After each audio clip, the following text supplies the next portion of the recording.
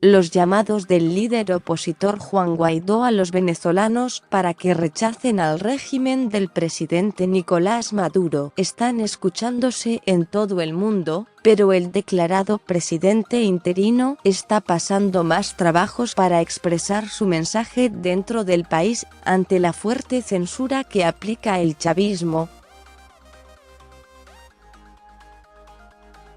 Grupos de monitoreo en Venezuela y del exterior afirman que las gestiones de Guaidó para comunicarse con los ciudadanos por medio de Internet han sido obstaculizadas por el principal proveedor, la compañía estatal CANTV, en un país donde los periódicos y la televisión críticos han sido ya enmudecidos. Más sobre este tema. A 4 años de la censura contra Infobae de la dictadura militar de Nicolás Maduro desde el 23 de enero, cuando Guaidó se proclamó presidente y estallaron las protestas contra el gobierno de Maduro, CANTV ha bloqueado el acceso a las redes sociales al menos en 4 ocasiones, dijeron grupos de monitoreo.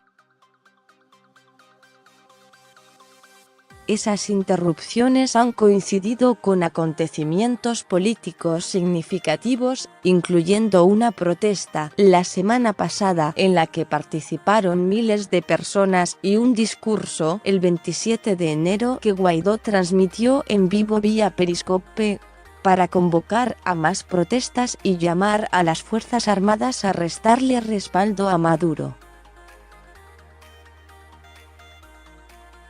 CANTV representa 70% de las conexiones fijas a Internet en Venezuela y 50% de las conexiones móviles. NetBlocks, un grupo no gubernamental europeo que monitorea la censura en la red, concluyó que el régimen chavista bloqueó el acceso a Facebook, Instagram, Twitter y YouTube durante 12 de los 13 minutos del discurso de Guaidó, por lo que el streaming solamente fue visto sin interrupciones por las personas que usan proveedores privados de Internet. El grupo realiza pruebas desde sus oficinas con software que captura evidencia de fallas de conexión. Ha diseñado además una aplicación de escaneos que voluntarios en los países afectados pueden usar para realizar pruebas desde sus celulares y computadoras. Nosotros construimos herramientas que pueden diagnosticar los problemas y diferenciar entre problemas de sobrecarga y bloqueos, dijo el director de NetBlocks, Alp Toker. Desinfiltro, un grupo venezolano de monitoreo que utiliza tecnología desarrollada por el grupo Open Observatory for Network Interference, publicó conclusiones similares sobre el discurso de Guaidó. Grupos de derechos humanos denuncian que los bloqueos intencionales muestran que los métodos para silenciar a los críticos se están volviendo más sofisticados en Venezuela, donde se ha estado bloqueando acceso a portales noticiosos y mercados ilegales de monedas desde el 2014.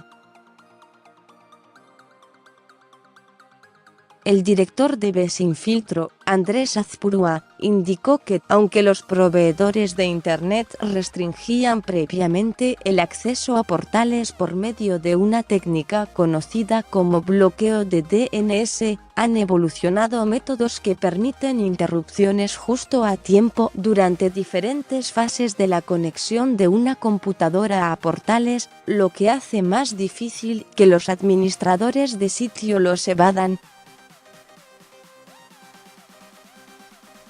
Con información de AP, más sobre este tema.